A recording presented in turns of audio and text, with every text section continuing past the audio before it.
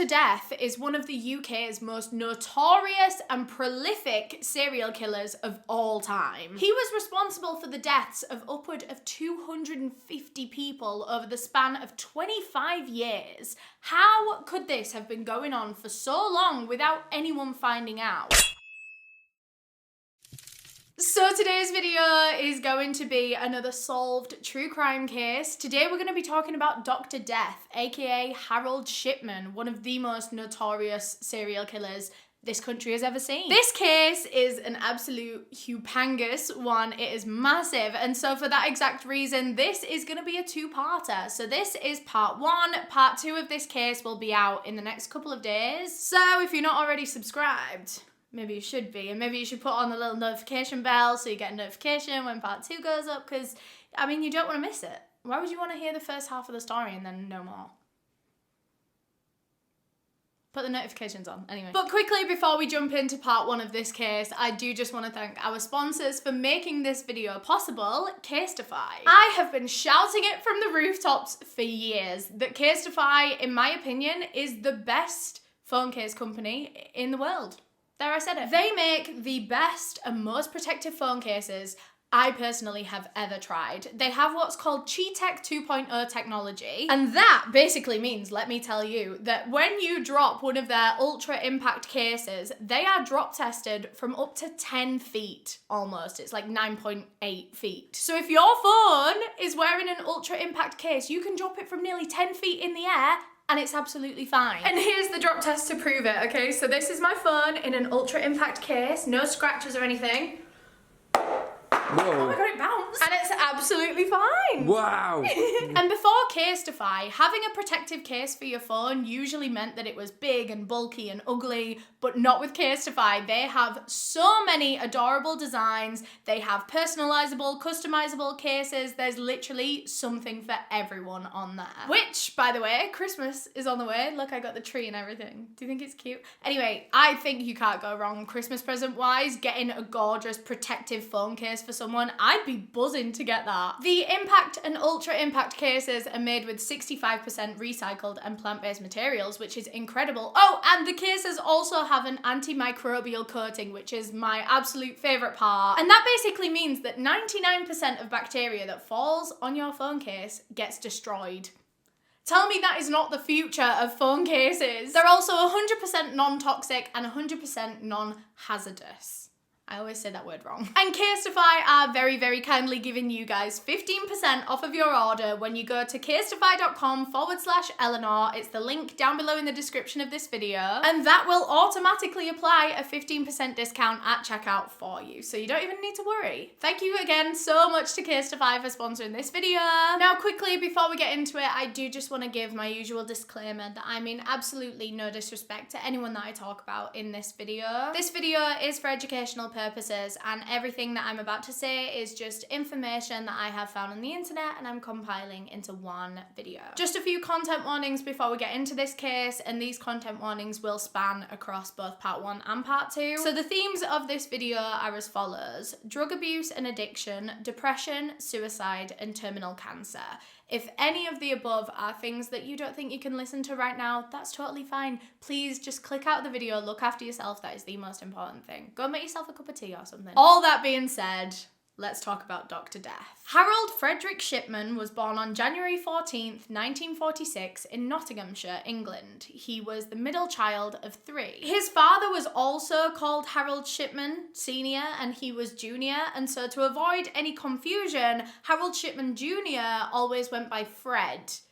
But that didn't really stick, so for the sake of this video, we are going to be calling him Harold. Harold and all of his siblings were raised Protestant Christians by their family, and they didn't have a lot of money growing up at all. His mother didn't work, and his father was a full-time truck driver, so they were living on just one wage. I believe they lived in a council estate that was quite rough. It was quite a dangerous place to live, but at the end of the day, that was all they could afford. Harold's mother was named Vera, and she absolutely adored her three children, although she kind of had her favourite. and that was Harold. It was kind of a more unspoken favourite, but it was definitely there, and I think the reason he was the favourite was because he was a little bit more intelligent than the other two. And Vera had always told her children, do well in school, work hard, study, go to university, get a good job, and get out of this estate. She wanted nothing more than for her kids to escape this poverty area that they were in. And she knew that her children's key to getting out of their bad financial situation was through education, was through their schooling, was through them working hard.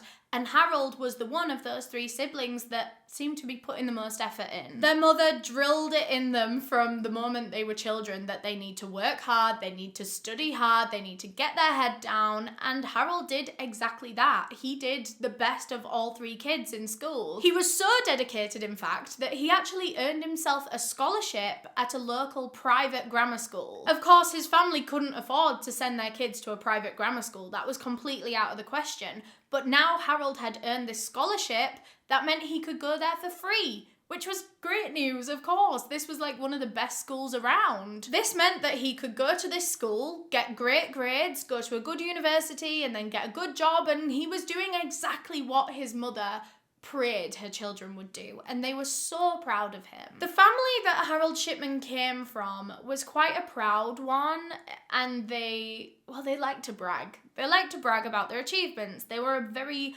boastful family. They had almost like an air of entitlement and superiority to them, despite not having much, despite, being in quite a bad financial situation. They all had a bit of a god complex. It kind of ran in the family in that way, and of course Harold Shipman was the only child on his whole estate that went to a private school because he was from a very poor area, no one could afford it, and he used this to brag. He would pretend to act like his new classmates, like all his new classmates were little snobby children because they'd been raised that way by their parents, but Harold hadn't been raised that way. But all of a sudden he was acting that way. And everyone knew it wasn't authentic. Everyone knew that he hadn't been raised like that, but, no one really said anything. I mean, he was just a kid at the end of the day. If a kid wants to talk like a posh kid, then he can. But because it wasn't nipped in the bud right away, because people let him carry on with this, air of superiority and, almost kind of lying, acting as if he is someone that he's not, because it wasn't nipped in the bud right away, it only got worse and worse and worse. It only escalated, and soon Harold Shipman was just like an outright snob. He was just a bad guy. He didn't want to speak to or associate with anyone that he deemed to be of a lower class or poorer than he was. And this caused a lot of issues for him, because remember where he lived? Literally on a council estate, so every single kid that lived near him, he deemed as, too low class or too poor to hang out with him. So he ended up with no friends. He did this to himself. To be fair, this was more of an over time thing. It wasn't like he just went to a private school and then suddenly decided to cut off all his poor friends. It was like, over time, he got a taste for the rich life, the high life, and then he would go back home to his estate and he'd be like, people eating with their hands. And so over time, he did become a bit of a relative social outcast. I mean, he did have friends, don't get me wrong, he wasn't like a recluse or anything, but people didn't really want to hang out with him because he was just a dick. And so because he wasn't hanging out with people all that often, Harold Shipman spent a lot of his free time just studying, because that was one thing that his mother had drilled into his brain from a child. Study, work hard, get the good grades and you'll get a good job. So if he's got loads of spare time, might as well spend it studying. And to be fair, one of the most important things in Harold Shipman's life was making his mother proud. And if studying and getting, a good education and a good job would make his mother proud, then that's what he wants to spend his time doing, because that's the one thing he wants to make sure he does in his lifetime. Outside of his schoolwork, Harold Shipman was a very talented athlete. He played rugby a lot. In fact, he was really good at rugby. A lot of people said that he was a completely different person on the pitch versus off the pitch. Off the pitch, he was quite cool, calm, collected, just, a normal guy. Whereas on on the pitch, he was like some aggressive, violent demon, which sounds awful, but in rugby, that's kind of a good thing. On the day-to-day, he wasn't an aggressive guy at all, but the second he started playing rugby, he was terrifying. I think sport for Harold Shipman was just kind of a way to get a lot of energy out. Like, he used it as like a release. So he did a lot of like high intensity sports like rugby. He enjoyed long distance running. In fact, he used the long distance running to clear his head a lot of the time. He used it almost kind of like meditation, like self-care. One thing I forgot to say about the rugby thing was that he was actually so good at rugby that he made not only his school rugby team, but also the Nottingham City rugby team. But anyway, yeah, he just really enjoyed sports. He was really, really good at it. And I suppose just overall, his childhood, his teenage years were just very much the same as a lot of other kids his age. His relationships with his siblings were kind of nothing special, probably the same as everyone else's relationships with their siblings, where you kind of argue and then you're friends again the same day. His relationship with his parents was also very normal. I mean, to be fair, maybe his relationship with his mother was a little bit too close.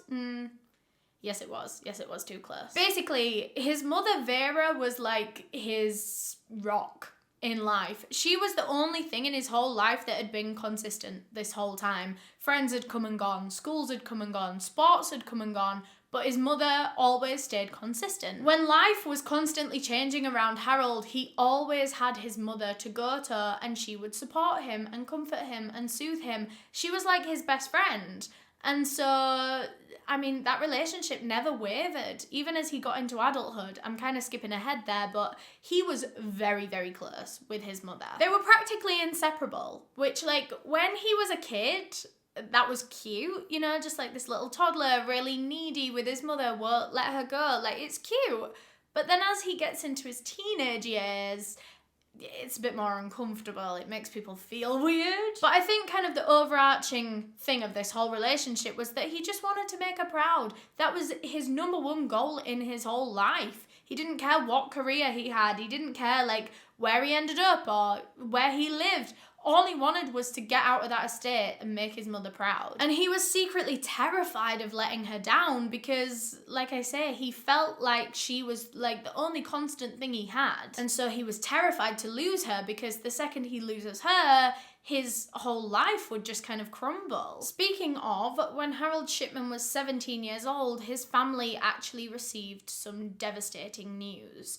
And that was that his mother, Vera, had lung cancer. Unfortunately, it was already at quite a late stage when they managed to pick it up, and it had already progressed a lot, and it was progressing rapidly. And the doctors actually warned her when she got her initial diagnosis that she might actually not have long left. Within weeks of this diagnosis, Vera was already bedbound. She was in so much pain all day, every day. And Harold actually had to be her full-time carer. No one else could do it. His father worked full-time. He was the only wage that the family lived off, so he couldn't stop working. His younger brother Clive was only 13 years old, so I mean, he can't do anything really. And Harold's older sister had already moved out of the home at this point, so Harold was kind of the only option. So he had to care for his mother into her dying days. And while it was really, really hard for Harold Shipman to go through this, to watch his best friend literally like deteriorate in front of his eyes, he was quite incredible when it came to the final days of her life. He stopped studying as much. He stopped all of his like extracurricular activities, all the rugby, all the running, just so that he could come straight home from school to care for his mother every single day, so that he wouldn't have any other commitments. He went to every single hospital appointment with her, every single doctor's appointment with her. He read all the notes that the doctors gave them because he wanted to be as knowledgeable on his mother's issues and her treatments and all these different things as he could possibly be. He did loads of research on an evening, like in his free time. He was reading all these medical books. He just really wanted to be there in the best way that he could for his mother. But it was at one of these hospital appointments that Harold took her to that Vera was told by the doctor that her lung cancer was now terminal.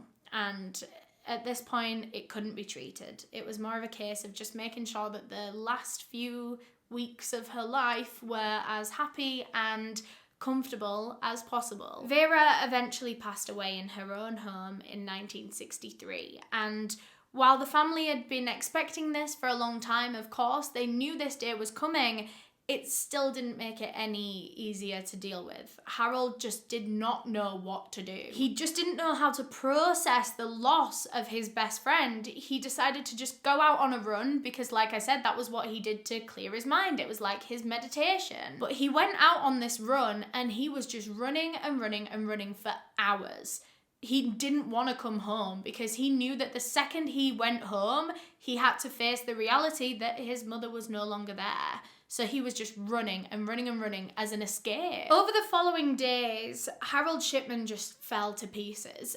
Well, behind closed doors, he fell to pieces. But outwardly, you actually would have never known that he was struggling. He didn't let anyone see that he wasn't coping well. And actually, from an outside perspective, he looked to almost be thriving. He seemed very inspired by his mother's death, and I know that kind of sounds a bit weird, but that's just my wording of it. Because his mother was very, very ill and he wanted to help her in any way that he possibly could, that made him want to go into the medical profession. He wanted to become a doctor so that he could help people like his mother, people in his mother's situation in the future, so that he could give families that kind of relief that the doctors had given his mother. So even though his mother's death was genuinely the worst thing that ever happened to Harold Shipman at this point in his life, it was the hardest thing he ever had to go through, it was also probably one of the best things for the direction of his life. It actually gave him purpose now.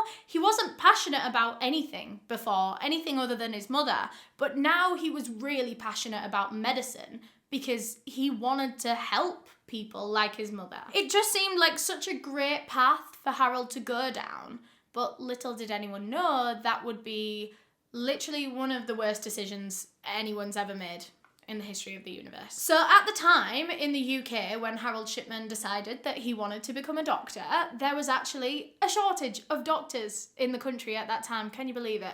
And so universities were actually accepting people into their medicine programs that didn't quite meet the usual requirements. So the usual requirements were 3 A's. You needed 3 A's to get onto the course, but because they desperately needed more doctors, they were letting in people that had like B's and C's. Harold had a B, a C, and a D, and he somehow managed to get onto this medicine course. So at the age of 19, Harold Shipman enrolls in the University of Leeds Medical School, and he really, really enjoys it. In fact, he's really good at it. He settled into university life really well. He made a ton of friends. He really liked the nightlife. He was quite a party animal, and he just really liked the big city. Just in general, he liked the energy of a city compared to the small town that he'd grown up in. He was much more of a city kind of guy. But anyway, during his first year of university, the now 19-year-old Shipman met a girl. And this girl was a local farmer's daughter. She was 16-year-old Primrose May Oxterby. And Harold Shipman was absolutely taken with this girl. He'd actually never really been interested in girls or relationships or anything like that all his life.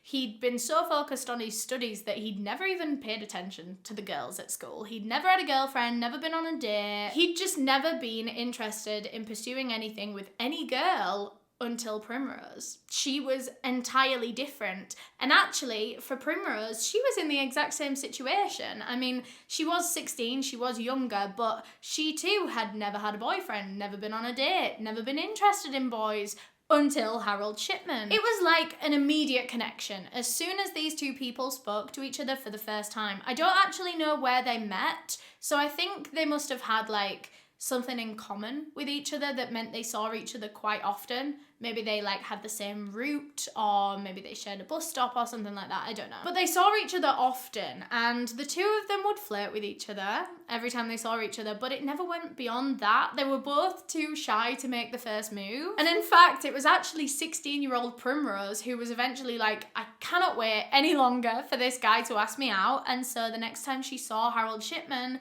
She asked him on a date and he said yes. So the two of them went on their first date and they had a great time. Then they went on their second date, they had a great time, and before long the two of them were officially a couple. And Primrose's family absolutely adored Harold Shipman. They felt like he was the perfect man for their daughter. They loved how he was with her. They loved that he was also Christian. They were Christian. They shared a lot of the same values. He was studying to become a doctor. He was going to be able to look after their daughter. They just thought that she'd found a cracking man. But all of this excitement and happiness wasn't gonna last very long, because shortly after the two of them got together, Primrose actually fell pregnant. Now this was a huge issue because, like I said, both families very religious. They did not agree with premarital sex.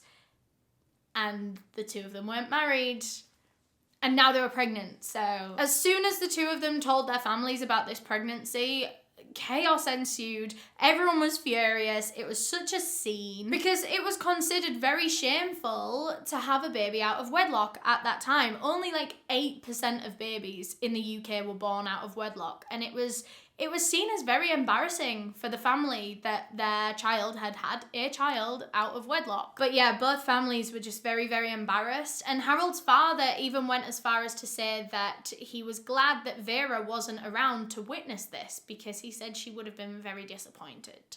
And this really crushed Harold Shipman. As I'm sure you can imagine, all his life he had lived to make that woman proud. Every decision, every choice he'd ever made was to make his mother proud, and now his father is saying that she would be disappointed in him. Harold knew that he had to do something to sort this out because he was not happy with himself. Now that he knew that his mother would have been disappointed with this, he wanted to fix it as quickly as he possibly could. So in 1966, when Primrose was 5 months pregnant, she and Harold got married. So now the baby would not be born out of wedlock. This would no longer be a shameful situation. The baby was born the following year. They had a beautiful baby girl named Sarah, and quickly the three of them settled into this new family life. Shipman really, really enjoyed, just having a wife and kids, just having them at home for him. Like, he would come home from university and then there's his wife and kid. There's his little family. It really helped him to get through those long days at medical school, knowing that he was going back home to his wife and kids. It was just a really nice feeling for him. It was a feeling that he hadn't really experienced since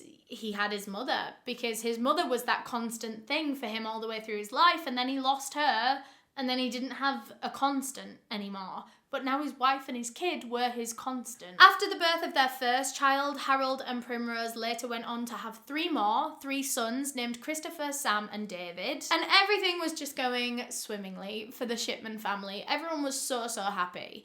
But little did his family know that Harold Shipman was holding a dark secret. Over the past few years, Harold Shipman had developed a drug addiction, and this spanned all the way back to his teenage years was when this began, but it had only got really bad recently. It was something that he'd always kind of been dealing with, but lately it had actually got to a very concerning rate. So it started out, like I said, when he was a teenager. He was doing a lot of sport, a lot of athletics, his long distance running, and he used to get very achy muscles. So he would use a lot of Sloan's liniment, which is very similar to like deep heat. It's kind of like a gel substance that you put on an aching muscle and it'll just help the muscle relax. He would use like excessive amounts of this on his muscles after he'd gone for a run, which in itself, I don't know if that constitutes a drug abuse situation. But after a while, he did start to like inhale the fumes from this Sloan's liniment, whatever it is. And whenever he would like inhale the fumes, he would get a bit of a high. So he was essentially like sniffing the fumes. And that is kind of where the drug addiction, the drug abuse kind of began. So that was the extent of the drug abuse for a while, was him just like sniffing these fumes. But when he started university, that was when it took a step up, because in his medical course, he was taught how to safely give an injection. And this opened up a whole new world of drugs for him. I don't know how he managed to get hold of this, but he somehow got hold of morphine and started injecting himself with it pretty much every single day. I think the reason he wanted to go for morphine instead of like any other kind of drug was because his mother had been on morphine when she was in the last few weeks of her life, when she was in a lot of pain. And every time he took her to the hospital and they gave her this morphine injection, he would watch like how relaxed and relieved she looked, and he was always like, oh, I kind of want to try that. So now that he learned how to give himself injections, he was doing this every single day. He quickly became addicted to a lot of different injectable substances, whether that was opioids, painkillers, just loads of different things, and no one had any clue that any of this was going on. Not his family, not his friends, not his professors, no one. In 1970, when Harold Shipman was 24 years old, he officially graduated university, and he was officially a doctor. He got his first job at Pontefract General Infirmary, and there he was just kind of I don't know what they're called, kind of like a runner, but I don't know what they're called in the context of a hospital. He was just like a junior member of staff, so he wasn't really doing anything too serious. He was more just like cleaning up all the equipment and like getting things for the more senior doctors. He was there at that hospital for I think about 4 years, but he realized as he was working in the hospital that he didn't really like working in a hospital. He enjoyed the medical profession, but not the fast pace of a hospital. He would much prefer like a doctor's office where everything is a bit more chill. So for that exact reason, Harold Shipman went out and landed himself a job as a GP, a general practitioner, which that's basically like, well, I mean, it's just like your doctor. It's the guy that you go to and you tell him what's wrong with you. He can give you medication, or if it's something more serious, he can like refer you to the hospital. It was kind of ideal for Harold Shipman. He got to do what he loved, helping people within, you know, the medical profession, but it wasn't too stressful. It wasn't too running off his feet kind of energy. So in 1974, when Harold Shipman was 28 years old, he started working as a GP at the Abraham Ormerod Medical Centre in Calderdale, West Yorkshire. And in this job, Harold Shipman was met with very mixed reviews. So the patients loved him. They adored him, in fact. They thought he was sweet, caring, comforting, intelligent. He was like the perfect doctor to ease your nerves. Everyone always complimented him on his like bedside manner. He was just a great doctor, great at his job. But his co-workers, on the other hand, it was as if they knew a completely different Harold Shipman to the patients. I don't know how this is even possible, but they said that he was like unbearable. He was described as arrogant, cold, aloof. They said that he didn't take criticism very well, that he got angry very easily, he had a really bad temper. But how was this the same guy that all these patients were seeing? It was so confusing. All the other doctors in the GP's office started to dislike Harold Shipman, but at the same time, he was really good for the customers and the patients and stuff, so he was kept on board. And with this new job came a lot of new responsibilities. Responsibilities that Harold Shipman would soon come to abuse. Now he had the ability to prescribe medication to patients. He would use this to feed his own drug addictions. So he would find a patient that wants the same medication that he wants. It was usually some form of speed or opioids or something like that.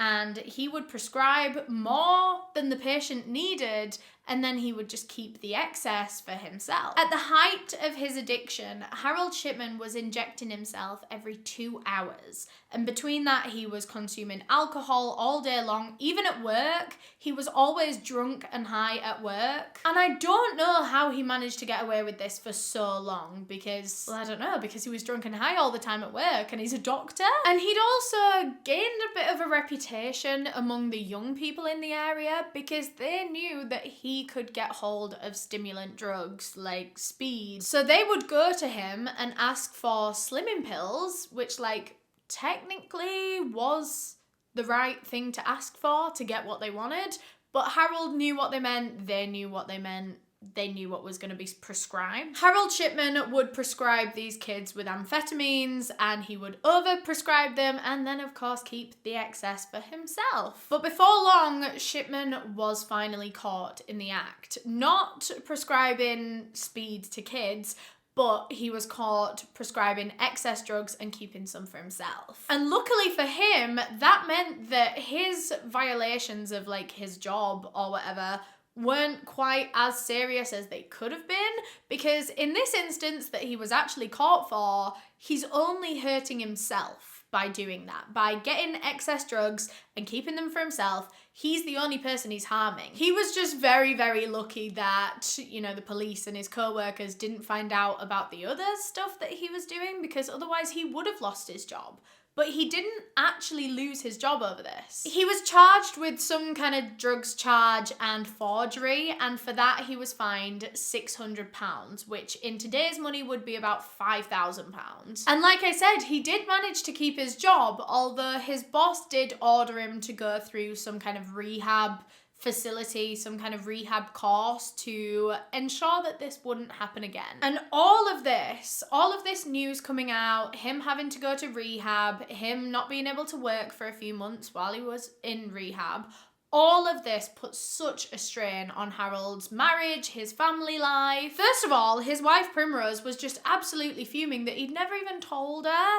Like, she understood why he didn't want to tell her, because he didn't want to worry her. He didn't, you know, it's kind of hard to admit that you're struggling when it comes to stuff like that. But she just couldn't believe that he'd been doing this before they'd even got together, and now they had 4 kids together, and somehow he'd never brought it up to her, never confided in her. You know, she just felt really almost hurt by this. I know it's kind of not really a thing for her to be hurt about, but it was just the secretiveness, and she was also just very disappointed in her husband for risking his career like that. A career that he'd worked so hard to get, a career that he was so passionate about, and he was, you know, risking losing it every day to what? Prescribed kids speed? Primrose was just really upset because at the time she didn't work. She was looking after all 4 children on her own all day while Harold was out at work. And now, not only did the family have to pay a £600 fine, which is the equivalent of like $5,000 today. Who has that just lying around? Absolutely no one. Well, obviously rich people, but like normal people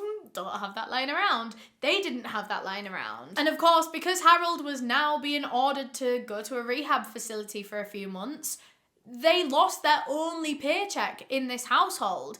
That was now leaving Primrose to care for all 4 kids by herself, day in, day out. Basically, everything was being pushed to its limits right now, all because of Harold being found out. You know, this compromised a lot of areas of their life, but Primrose stuck by him. She was in love with him, and she was going to do this for him, with him. So Harold Shipman attended his rehab course thing that he had to do, and he successfully completed it, came out, and went back to work again. But nothing was the same, of course. Harold Shipman did not like working there anymore because obviously a lot of relationships with his co-workers and stuff were now very tainted. They didn't like him enough to begin with, but now they all hated him, they didn't trust him, they just thought he was like, I don't know, the vibes in that office must have been off. So he decided that he was just going to leave that job. Leave them all behind, just go and find a new job. Find a new bunch of co-workers, find a new place, essentially just start over again. So he decided to move to a different medical centre, this time in Manchester. So he's going from West Yorkshire to Manchester. Well, I say Manchester, it's not, well, yeah, it is, it's Manchester. It's Hyde, if you know where Hyde is. It's kind of a smaller town on the outskirts of Manchester, so it's quite a quieter place. It had quite a big elderly population at the time of this case. It was one of those communities that's very tight-knit and everyone knows everyone knows everything about everyone, and Harold Shipman just hated that. That wasn't his vibe at all. He much preferred like city living and like being a bit more anonymous. You know, you're one of hundreds of thousands of people in a city, but here in Hyde it's not as easy to like, I don't know, fly under the radar. But also at the same time, Harold Shipman couldn't really afford to be picky with his jobs right now because not many places wanted to hire someone that had a record like he did of like stealing the drugs and stuff. So he was offered this one particular job at a medical centre in Hyde and he took it, knowing that it wasn't really his long-term goal. He didn't want to do that forever, but like Sure, for now, it was a job. So this new place that he worked was called Donnybrook Medical Centre, and they had actually been informed, I don't know who by, maybe his previous employer, about the drugs issue. But Shipman himself didn't know that Donnybrook had been informed, and so he went to his job interview and he actually voluntarily offered up that information. He was very open and honest about it. He was like, look, I've struggled with drug addictions in the past. I've been in rehab. I am better. I'm no longer addicted. And I want to work in the medical profession again. And as soon as Donnybrook heard this, of course they already knew that he struggled with his drug addictions, but they were waiting to see if he was going to be honest about it. And he was. And this was actually the perfect move Harold Shipman could have made in this job interview, because to the employer, him offering up this information showed honesty and openness and trust. It just made them respect Harold Shipman so much before they even really knew him, that he was willing to bear all in a job interview like that and be so honest and raw. It just made him look really good, to be honest, and he ended up getting that job. However, within the first few months of working at that job, the same pattern emerged. It seemed the patients loved him, but the staff found him unbearable. It's very, very interesting how one man can be a completely different person depending on who they're talking to. I find that very interesting about Shipman. But anyway, now he is working with an entirely new patient base in Manchester. A patient base that is actually predominantly elderly people.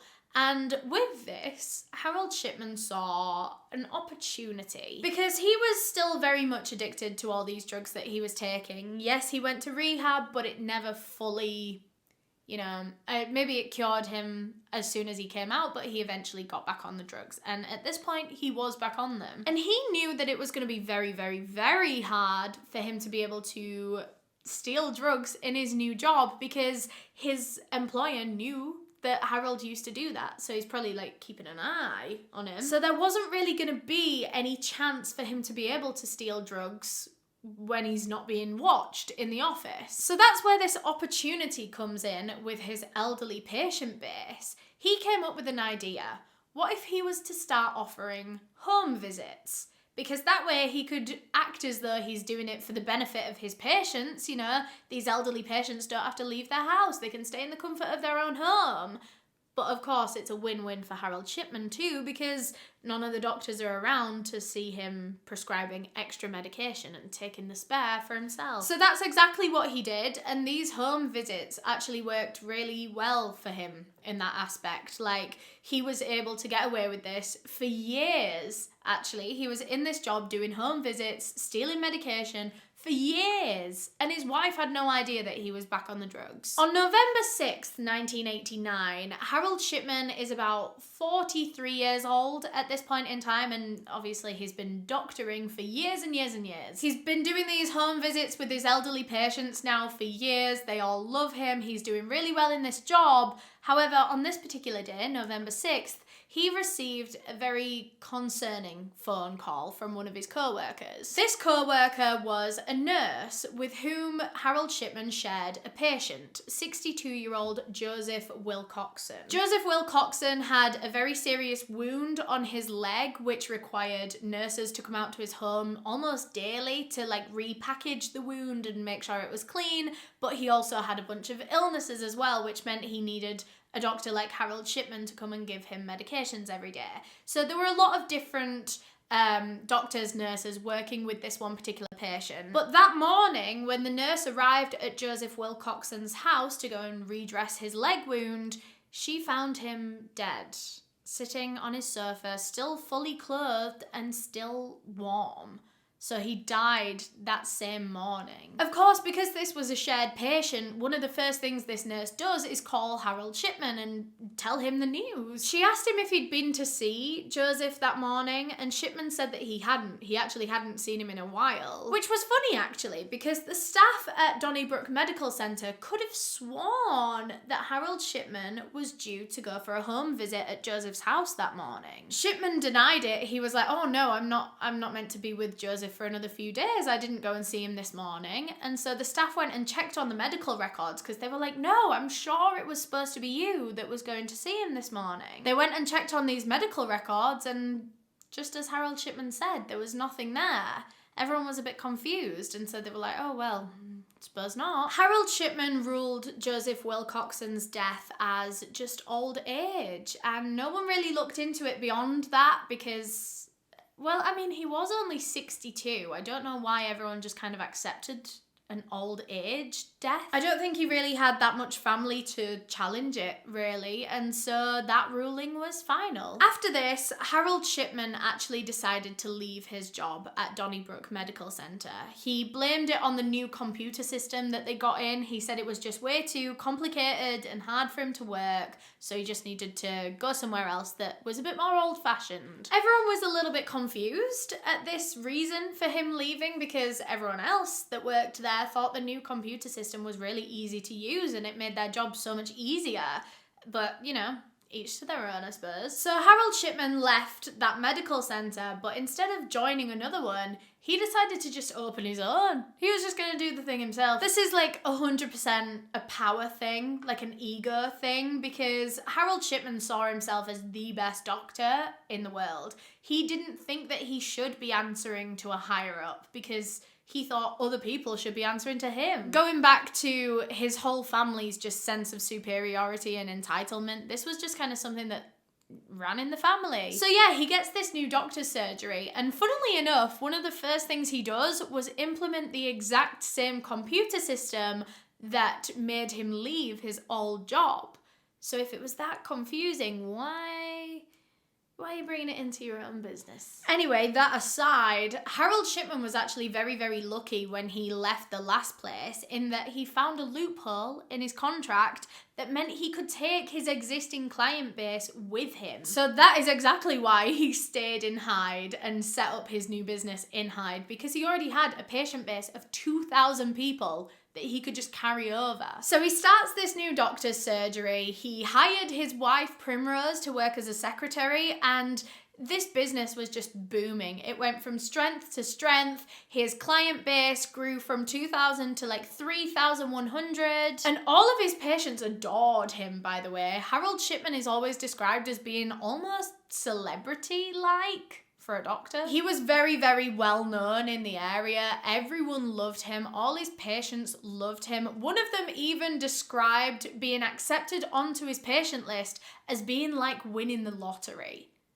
Like, that's a bit, I don't know, it is just a patient waiting list, but like. On November 24th, 1997, Harold Shipman made one of his usual home visits to a 67-year-old patient named Marie Quinn. Marie was a regular patient of his, so regular in fact that he actually had his own house key somehow, just so that he could let himself in every time he came for one of the appointments, so that Marie wouldn't have to get up and let him in. So anyway, on November 24th, Harold Shipman arrives at Marie Quinn's house. He unlocks the front door, walks into the living room, and finds her dead on the sofa. Shipman made no attempt to resuscitate her because he believed that she'd been dead for some time, and he actually ruled her cause of death as a stroke. So he called up Marie's family and informed them of her passing, and then when he put the phone down, he actually walked out of the house, locked the door behind him with Marie's body still in it, and then went back to his doctor's surgery and just carried on working all day. Left this dead body in the house, gone back to work. And Marie's family actually didn't have a key for her house at the time. The only two people in the world that had a key for that house were Marie and Harold Shipman, and neither of them could open the door for the family or the coroner or anything. So now Marie Quinn's dead body is just locked inside that house and no one can get to it. I just can't imagine how that must have felt for Marie's family to know that their loved one's dead body is inside a house and they just have to wait outside of it until someone can come and unlock it. They actually had to wait outside that house until the evening because Harold Shipman couldn't come down until he'd finished seeing all his patients for the day.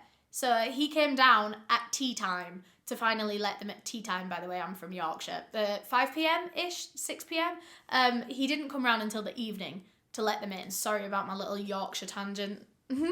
But it's tea time, dinner time over here. But anyway, when that time did roll round, when it was tea time, Harold Shipman didn't even go straight to Marie Quinn's house, believe it or not. He knew that his now deceased patient's family were waiting on him to let them in her house so that they could, you know, recover her dead body. But instead, he was in no rush to get there. He had no urgency about this at all. Instead, Harold Shipman finished work, went and got in his car, drove to his own house, spoke with his wife for a bit, told her about the update, got her in the car, and then both of them eventually made their way to Marie Quinn's home to let her family in. What do you mean you went home to your wife and brought your wife along with you? In fact, the coroners actually did bring it up to Harold Shipman because they thought it was really weird that he went home to pick up his wife before coming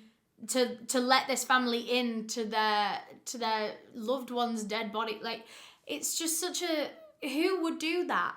Who would go home to their wife first? But Shipman did have an excuse, as always. He was like, oh no, I thought I'd go and get Primrose because then she could look after Marie's cats. She could look after Marie's cats. Marie has family that might want her cats now that Marie has passed away. Like, why does Harold Shipman take it upon himself to get his wife involved? Anyway, I think I'm getting a bit heated. The coroners just had a funny feeling about Harold Shipman at this point in time. I mean, everyone did. There was just something about that man that people couldn't put their finger on, but something wasn't right about him. No one did anything about it at the time. No one said anything to anyone. No one shared these concerns about Shipman.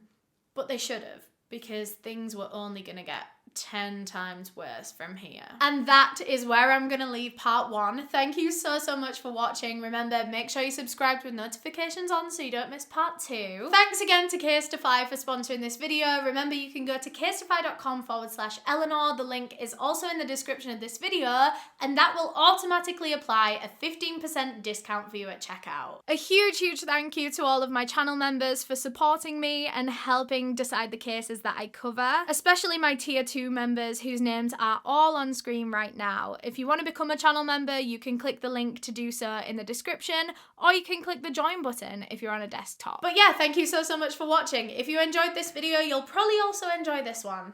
I've picked it out specially for you. Look at that. I hope you enjoy it. Let me know if you do, by the way. Or you can subscribe to me because I make videos like this all the time. Okay, bye!